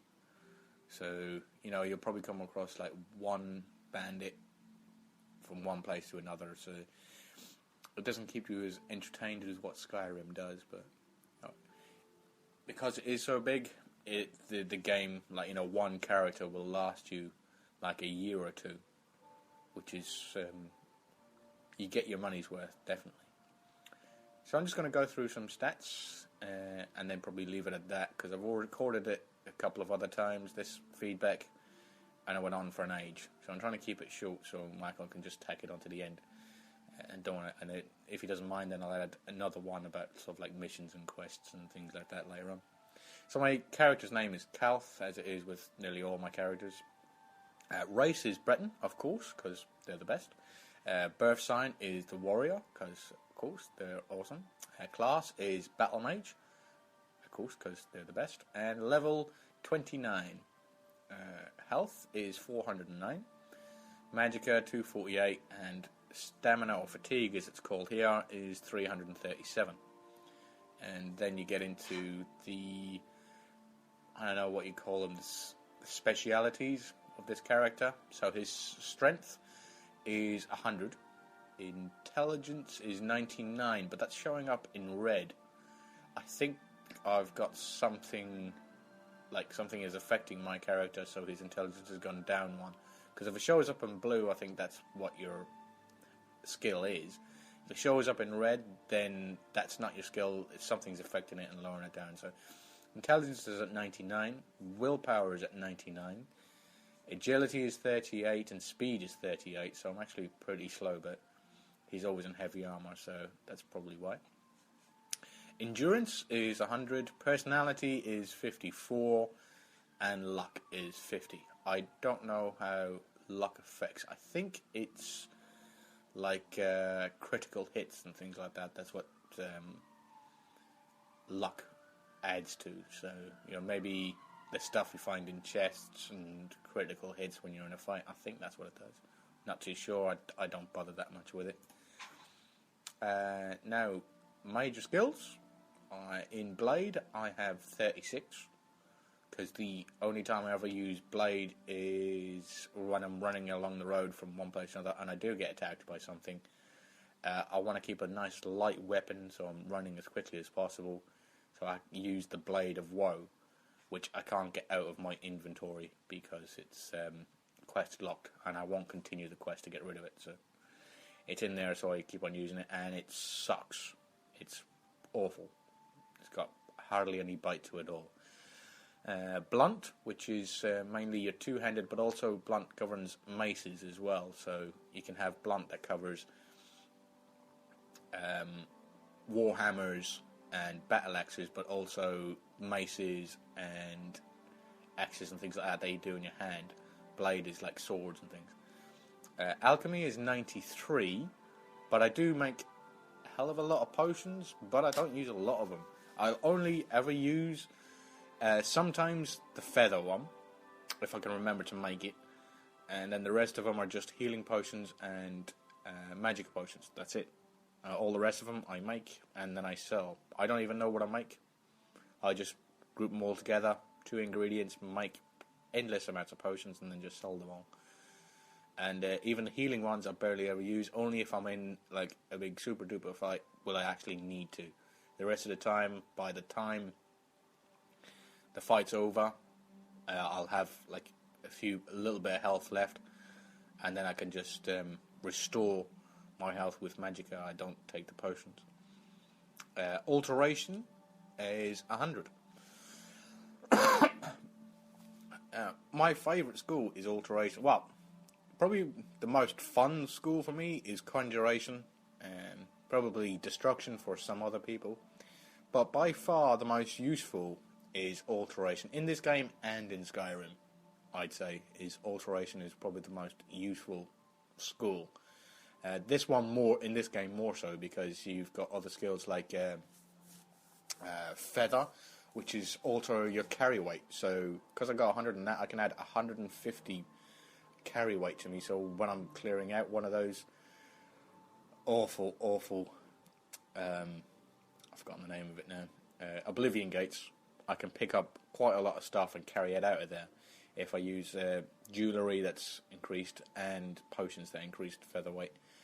And then you've got magic resistance, open locks with magic alteration, and that's an absolute must in this game because the lock picking is horrendous. Conjuration is at 100. Destruction is only 54. Mysticism 44. That's soul trapping, I think. And Armourer is 75. You actually have to keep on a load of hammers with you at all times to be able to fix your armor, because it degrades the more it gets hit, which is perfectly reasonable. I don't know why they didn't translate that to Skyrim, but fair enough. But as you're going along, the more hits you take, the worse condition your armor gets in, and if it goes all the way down to 0, it doesn't protect you at all, which is fair enough, so you've got to fix it up. I'm at the point now that when I fix it, I can fix magical stuff, and I can fix it so it's at 125% efficiency, or gives 125% protection. So it gives you a little bit extra, so you don't take as much of a beating. I don't know whether it affects weapons or not. I don't know whether it makes weapons stronger. I'll have to check that out. Athletics is 63, which I think governs speed, I think. Block is 25. Hand-to-hand is 12, because although punching people in the face is funny, it's not that helpful. Heavy armor is 86. Illusion is 60. Restoration is 63. Acrobatics, sorry, no, that's speed. Acrobatics, yeah, it's governed by speed. That's only 25, so I'm pretty slow moving. But when you put an alteration spell on you of feather, like carry weight, your speed increases, which that sounds pretty fair to me. You've put a spell on yourself that makes you carry more, that everything on you is lighter, then you would move faster. So I'm constantly casting. Was a pack mule as the master one, I think. Light armor is 11, and marksman is 5. Bit of a contrast there to Michael's character, I think. Mercantile is 35, and security is 23. I don't even know how that's possible. Sneak is 6, and speechcraft is 22. Security is for lockpicking. I might get into that, or I might not bore you for the next 9 hours on lockpicking in this game. The factions I'm with the Blades, and I'm a Knight Brother. I don't know whether that's the maximum I can get because I've already finished the main quest. Can I go back to the Blades and continue doing quests for them and then increase that? Or is that it? The 9 Divines, I'm a Pilgrim. Again, I don't know whether I'm finished with that or not. I don't know. With the Mages Guild, I'm an Evoker. I've already got halfway through the Mages Guild, and then I stopped doing it. Which sounds familiar, I know, but it happened completely separately from each other. I was bouncing along, actually sticking with the Mages Guild, pretty exclusively, just travelling around, going to all the different places, doing all the quests so I can get all the recommendations. I got the recommendations. I went back, and then he started like, "Oh, go and get your stick," and I went, "Nah, I don't fancy going and get my stick. Go and get your stick." No, I'm going to go something else. And I think, like, you know, as I was bouncing around after I couldn't be bothered to go and get my stick, I finished off praying out at all the way shrines. So then the Knights of the Nine started up, and then I just stuck with that. Fighters Guild, I'm only an associate, so yeah, basically I just walked through the door, went, "Hey guys," and then did nothing. Then Knights of the Nine, I'm the Divine Crusader. I'm the Mac Daddy of that one. Got the Perennial White Strike. Got his armor, which is pretty awesome armor. It's got loads of extra enchantments on it when you wear the full gear. Plus, it's got 2 weapons that comes with it. So it's one that's blade and one that's blunt. So if your specialty is either one of them, then you can definitely use a weapon. The only thing is that I preferred 2-handed weapons, whereas the weapon that came with this set was a mace, which is 1-handed. But it's alright, I'm starting to like block. Plus, you get to keep the shield in one of the hands, so that adds an extra enchantment as well. Oh, the good one is that the boots have been blessed by Kine, so now animals won't attack me when I'm running through the forest, which is awesome, because they were very annoying. Unless they're controlled by a Spriggan. If they're controlled by a Spriggan, they're attacking you no matter what. And then the last one is Order of the Dragon, Champion of Cyrodiil. That's because I completed the main quest. And I'm just waiting on my dragon armor, I think. Get some special armor from Cyrodiil after completing the main quest. I'm just waiting. I'm going to wait 2 weeks to get that. And, excuse me. I have a little bit of coffee. Nice. Now just the old miscellaneous. Days passed is 119. Active quests is 26. Quests completed is 66. That's a nice ratio. I like that. Skill increases is 699.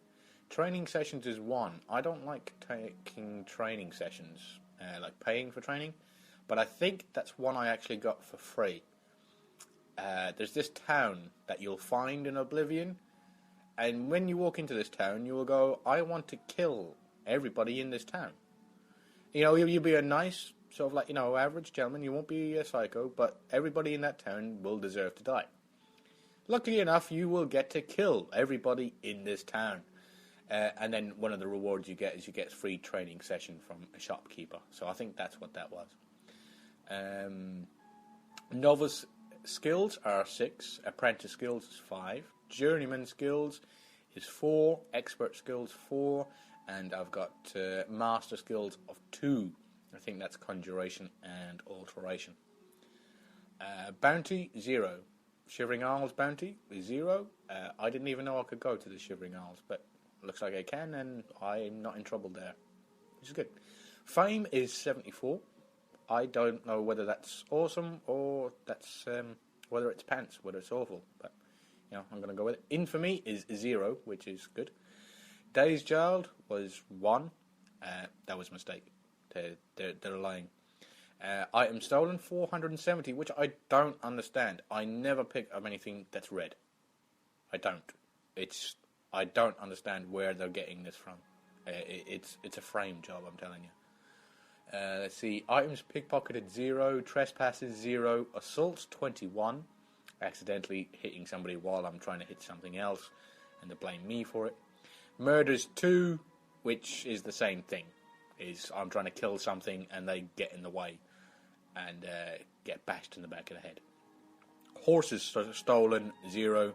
Largest bounty is 1,000, and that was for killing the guy in Kvatch when I was trying to clear Kvatch out. And that sent that dude with the Blade of Woe, that really sucky dagger thing that doesn't hurt anything. Creatures killed is 1,338. People killed 442. Places found is 118. Logs picked 25. Lockpicks broken 168. I hate lockpick in this game. This horrible, horrible human being who invented this game. If I find him, I will end his lineage. Not only will I kill him, I will kill his entire line. So this family cannot blight the world again with their horrible, horrible minigame. It sucks. No wonder they had to invent alteration spells to be able to open the lockpicking, because the lockpicking was so awful.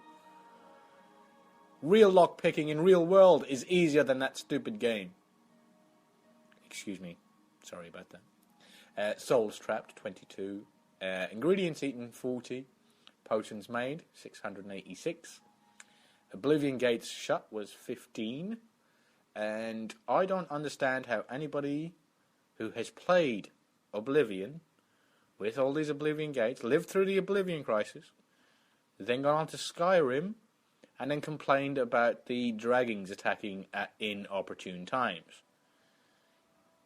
The most annoying thing, apart from the lockpicking in this game, is the amount of Oblivion gates that are absolutely everywhere, and they take an absolute age to get through. Trying to kill a dragon in Skyrim is a walk in the park compared to these Oblivion gates. That's why I've only shut down 15 of them, because I just ignored them for half the game. Annoying. Horses owned, none. Houses owned, 6. I think I've only got another 3 to get. Got one in Anvil and a couple of others, I think. I know I haven't got the one in Anvil because she didn't give me the option to buy for some reason. Maybe I've got to complete more quests there. Stores invested in, 0, but I think that's because my mercantile sucks. Books read is 152. Skill books read is 11. Artifacts found is 1. I'm not too sure what this is. I think maybe there's specific artifacts that I got to get through doing specific quests, but I don't know what it is yet, so I'll have a look around and see if I can find the rest of them. Hours slept, 726. Hours waited, 235. Days as a vampire, 0. Next bitten, 0. Jokes told, 106. And diseases contracted is 13. These two things are grouped together. Why? Why is jokes told and diseases contracted grouped together? Do you get funnier when you get sick? Really? Alright, fair enough. And known routes found, 22. So I think this has gone on long enough. Because this game is so huge, I could be talking here for the next 9 hours. And as you all know, I probably could. So I'm going to end it there. And hopefully I haven't gone on too long and bored you all to tears. Happy Skyrimming, or Oblivioning, if that's even a thing. You'll have to check with Andrew. Cheers, guys. Bye. Yeah, I'm not sure if oblivioning is a word or not, but I assume we'll find out. Yeah, so first thing is, yeah, I definitely agree about the walking down the roads of nothingness. Vast difference between Skyrim and Oblivion. You come upon things pretty quickly in Skyrim, but in Oblivion, you can really run really far down a road and there'll be absolutely nothing.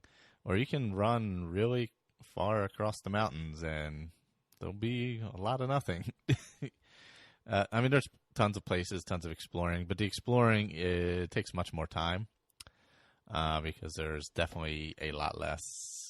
It's a lot less dense, we'll say, which I don't know if it's good or bad. I kind of like Skyrim because you're there much quicker. And it doesn't take forever in 3 days to get places. But I don't know. I think it depends on how you like. If you're fast travel, you're not fast travel. You like walking there. How much the exploring matters to you. I think I like the density of Skyrim a bit better, but I don't know. It's nice kind of having a bit of an open expanse. But, yeah, I mean, it's, half dozen of this, 6 of this, half dozen of another, whatever. But, yeah, those are definitely differences. The potions, yeah, I'm the same way. I've made a crap ton of potions. I use some health potions and stuff. But Restore Fatigue, like, you can make 8 billion of those freaking things because that's like every ingredient has a Restore Fatigue. So, yeah, so many of those. I just mostly sell them. A few I use. I do use some with my bows where I poison the bow. But they're really not as powerful as in Skyrim. And they were actually discussing this. What was it? I don't know. Somebody was discussing it. I apologize for not remembering where. On how densely, or not densely, how many health potions are in Skyrim, and there's so many. It's true. Whereas they are more difficult to come by in Oblivion, which is nice. I like that balance a little better. There's definitely too many healing because in Skyrim, Christ, you can end up with like 1,000 of them as you get to higher levels. If you were just picking them up as you went along, they're just fucking everywhere. It's ridiculous. But yeah, my alchemy is probably in the 50-something range, I think. I don't know, something like that. So, and also he mentioned about the gates being worse than the dragons. Yeah, I definitely agree. Like a dragon battle, yeah, it could take a little while, and sometimes they pop up at inopportune times, and sometimes 2 of them pop up at once. But the gates just take forever. That's why I haven't started the gates yet, actually. Because I wanted to concentrate on the other stuff, and I feel like once you start the Oblivion Crisis, it's like never ending. Those gates, oh my god, they can take an entire playthrough, like an entire sitting to get through one gate. So, yeah, closing that many gates that's a shit ton of closing gates. I think he said like 15 or something like that. But yeah, I haven't done any gates on this playthrough. But yeah, I definitely agree there that the gates are far worse than the dragons. The dragons are a bit of a pain in the ass at times, but for the most part, they're pretty. When you're exploring, especially, it just can be like, all right, enough, So, and also he mentioned about artifacts found. You know what? I meant to look that up and I didn't. So, you know what? I'm going to look it up right now and then see exactly what that is because I'm not sure either. Okay, I got the good old unofficial Elder Scrolls pages in front of me, and they are unique in appearance, only appear once in a game, and have a unique useful enchantment. Blackwater Blade, which I have, is one. Chill Rend. Oh, yeah, that's a good one. Debaser. Oh, I have that also. I don't have that. Oh, I did the Hircine quest. I went to Hircine's statue where they worship him. And man, oh man, you have to kill a unicorn. It's pretty awful. Well, you got to kill the fucking minotaurs in this game. So many. There was like 4 minotaurs surrounding the unicorn, and then you got to kill the unicorn. It felt pretty terrible. Felt like Mia Sarah. It's just awful, although not as nice looking. So there are some, Umbra, of course, which I was trying to get early in the game, which didn't happen. Let's see. Yeah, I see. These are all, So these are the artifacts. So now you know, Colin, artifacts are these things like Mask of Clavicus Vial. Savior's Hide, I have that because I did Hircine. Spellbreaker. Oh, you know what? Spellbreaker's in. Cool. That's in, what's that other game? Skyrim. Oh, yeah. Grey Cow. Got that. Cool. I actually have a few of these things here. Oh, I think I have Ring of Sunfire also. Damn. Oh, I did the Order of the Virtuous Blood as well. So you get picked up by these guys. They're like, hey, we got a little gang. You want to join in? And you get down the basement, and they're trying to find this guy who's a vampire. So I head out to the cabin to find him. And fortunately, I talked to him first because he's not a vampire. And the guy who wants him dead is a vampire. So I had to go back and take care of the vampire. And then I guess you're part of the Order of the Virtuous Blood. So that was another like random one that I kind of did. Wow, I actually have a few artifacts. Pretty cool. I wasn't sure what artifacts were, but this makes a lot of sense that that's what they are. The Wabbajack, of course, which is the craziest of all. Skeleton Key. I'll have to do that one. Go through so many lockpicks. Yeah, as I've said, I think I went through 500 and some lockpicks. Actually, it might be higher now. I might be closing in on 600. But yeah, I'm gonna play some Dark Brotherhood quest. I believe I'll go through all the way through that before I record next time. That's my plan. And then I'm gonna probably hop on and do a Dead is Dead character in Skyrim as well. Depending on time, I'll probably be focusing on Oblivion first. But thanks again to Colin. Always love when he sends in stuff, or even on the round table. And thanks to all those guys and ladies. Sorry, don't mean to be sexist there. Thanks to everyone who participates in the round table, and also for Ben, obviously, for the Academy. So it's been fun. I'm going to go grab some dinner. And you can... Oh, artwork from the show is from Claire. She's at etsy.com/MayaFirePrints. Check out all the shows over at Metal Shark Studios, Eric and the Legion, Earwash, this show, the other two shows on this feed. Not sure what else is coming up. And we will be recording a Chatterbox tomorrow night. Chatterboxpodcast.com or Chatterbox, 2 words, on iTunes. It should pop up. Looks like a dental podcast. Send feedback. skyrimaddictpodcast@gmail.com. And if you happen to be on Facebook, you can join the group. And that's all I got this time. Thanks, everybody, for listening. Goodbye.